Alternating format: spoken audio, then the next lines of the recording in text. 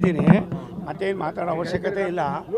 ನನಗೆ ನೋವಾಗಿದ್ದು ಇಂಥ ಒಳ್ಳೆ ಕೆಲಸ ಮಾಡುವಾಗ ಜಿಲ್ಲಾಡಳಿತ ಸಾರ್ವಜನಿಕರಿಗೆ ಗೊತ್ತಾಗೋದು ಬೇಡವ. ಸುಮಾರು 15,901 ಲಸಿಕೆ ಕೊಟ್ಟಿದ್ದೀವಿ ನಾವು. 24,000 ಬೇಡಿಕೆ ಇತ್ತು. ನಾನು ಛತ್ತೀಸ್ಗಢಕ್ಕೆ ಹೋದಾಗ ಅಲ್ಲಿ ನೋಡ್ಬಿಟ್ಟು ನಾನು ಅಲ್ಲಿಂದ ಫೋನ್ ಮಾಡಿದೆ. ನಾನು ಬರ್ತೀನಿ ಅಂದರೆ ನೋಡಿದ್ರಲ್ಲ ಹೆಂಗೆ ಮಾಡಿದ್ರು ಅಂತ. ಇಚ್ಛಾಶಕ್ತಿ ಕೊರತೆ ಎಷ್ಟು ಮಟ್ಟಿಗಿದೆ ಅನ್ನೋದು ನನಗೆ ಮನವರಿಕೆ ಆಯಿತು. ಶಾಸಕರುಗಳಿಗೆ ಗೊತ್ತಿಲ್ಲ ಇದು ನೋವಿನ ಸಂಗತಿ. ಆದ್ದರಿಂದ ಇದು ಒಳ್ಳೆಯದಲ್ಲ. ಅದಕ್ಕೇನೇನು ಹೇಳಬೇಕು ಮೊದಲೇ ಹೇಳಿದ್ದೀನಿ. ಇನ್ನು ಮುಂದೆ ಅದರ ಆಗಬಾರ್ದು. ರೈಲ್ವೆ ಕ್ರಾಸ್ ಅಡಿಯಲ್ಲಿ ಎಲ್ಲ ಕಡೆ ನೀರು ನಿಲ್ತಿದೆ, ಮಳೆ ಬಂತು. ಒಂದಿಲ್ಲಪ್ಪ, ಒಂದು ನಿಮಿಷ ತಾಳಿ. ಇತ್ತೀಚೆಗೆ ಮಾಡಿರೋದ್ರೊಳಗೆ ಯಾವುದೂ ನಿಂತಿಲ್ಲ. ಹಳೆ ಕೇಸ್ಗಳು ಸಾವಿರಾರವೆ. ಹಳೆ ಕೇಸನ್ನು ಈಗಾಗಲೇ ರಿವ್ಯೂ ಮಾಡಿದ್ದೀನಿ.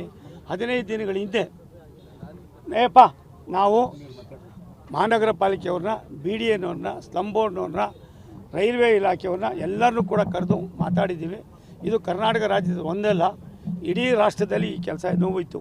ಅದಕ್ಕೋಸ್ಕರವಾಗಿ ನಾವು ಅದನ್ನೇನು ಮಾಡಿದ್ದೀವಿ, ಅದನ್ನು ಒಂದು ಸಾರಿ ಅದನ್ನು ಫೀಸಿಬಿಲಿಟೀಸ್ ತಗೊಂಡು ಏನೇನು ಬೇಕೋ ಎಲ್ಲ ಅಭಿವೃದ್ಧಿ ಮಾಡಿ, RUBಗಳು ಮೇಲ್ಸೇತುವೆ ಅಲ್ಲ ಕೆಳ ಸೇತುವೆಗಳಲ್ಲಿ ಒಂದು ಲೈಟ್ ಅನ್ನೋದೇ ಗೊತ್ತಿರಲಿಲ್ಲ, ಅವೆಲ್ಲವನ್ನು ಕೂಡ ಮಾಡಿ ಇನ್ನು ಮುಂದೆ ಆಯಾ ಪಂಚಾಯಿತಿಗಳಿಗೆ ಅದನ್ನು ಯಾಕೆ ಕೊಡಬಾರ್ದು ಅನ್ನೋ ಚಿಂತನೆ ನಡೀತಾ ಇದೆ.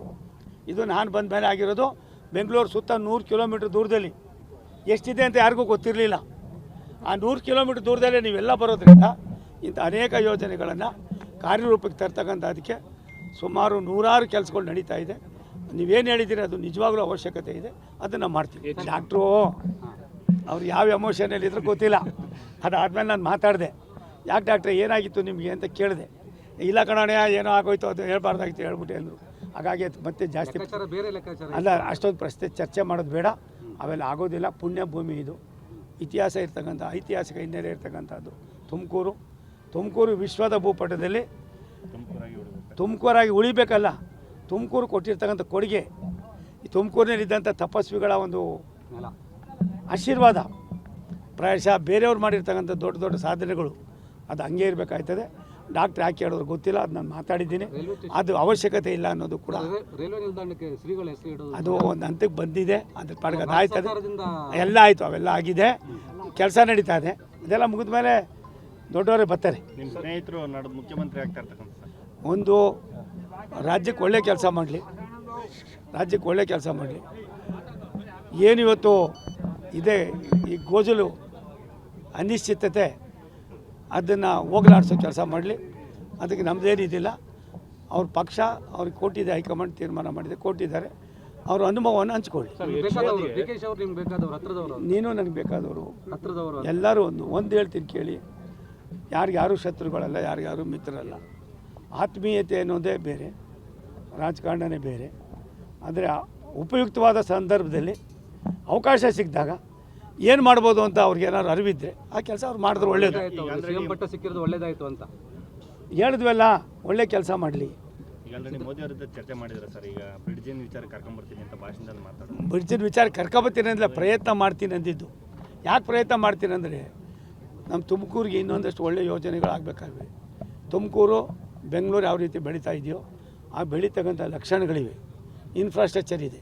ಅದಕ್ಕೋಸ್ಕರವಾಗಿ ಒಬ್ಬ ರಾಷ್ಟ್ರದ ನಾಯಕನನ್ನು, ದೇಶದ ಅಭಿವೃದ್ಧಿಯ ಚಿಂತಕರನ್ನು, ಈ ದೇಶವನ್ನು ಯಾವ ರೀತಿ ನಾವು ಅಭಿವೃದ್ಧಿ ಮಾಡಿದ್ರೆ ಆಯ್ತದೆ ಅನ್ನುವ ಒಬ್ಬ ದೊಡ್ಡ ಕನಸುಗಾರ ನೆನಸಾಗಿ ಮಾಡಿರ್ತಕ್ಕಂಥವರು ಬಂದು ಭಾರತ ಸರ್ಕಾರದಲ್ಲಿ ಪ್ರಧಾನಮಂತ್ರಿಗಳಾಗಿ ಕರ್ನಾಟಕದಲ್ಲಿ ತುಮಕೂರಿನಲ್ಲಿ ಇರ್ತಕ್ಕಂಥ ಅಭಿವೃದ್ಧಿ ಕೆಲಸಗಳು ನೋಡಿದಾಗ ಇನ್ನೊಂದಷ್ಟು ನಮಗೆ ಅನುಕೂಲ ಆಯ್ತದೆ ಅನ್ನೋ ದೃಷ್ಟಿಯಿಂದ ಅವ್ರು ಕರೀತಾ ಇದ್ದಾರೆ.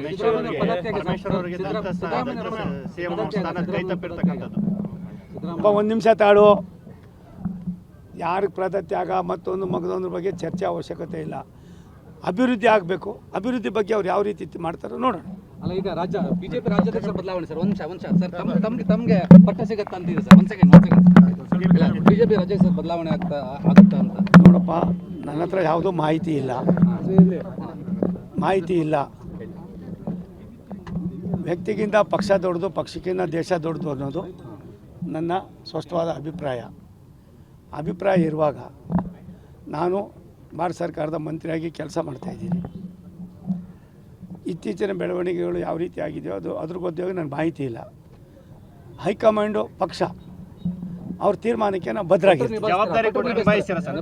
ಪಕ್ಷದ ಸಂದೇಶಕ್ಕೆ, ಪಕ್ಷ ಹೈಕಮಾಂಡ್ನ ಒಂದು ಸೂಚನೆಗೆ ನಾವೆಲ್ಲ ಬದ್ಧರಾಗಿರ್ತೀವಿ. ನವೆಂಬರ್ ಡಿಸೆಂಬರ್ ಸರ್ ಬದಲಾವಣೆ ಅಲ್ಲ, ಬದ್ಧರಾಗಿರ್ತೀವಿ. ನನಗೆ ಗೊತ್ತಿಲ್ಲ, ಯಾರಿಗೂ ಗೊತ್ತಿಲ್ಲ. ಹೈಕಮಾಂಡ್ ಏನು ತೀರ್ಮಾನ ಮಾಡ್ತಾರೆ ಅದಕ್ಕೆ ನಾವು ಬದ್ಧರಾಗಿರ್ತೀವಿ.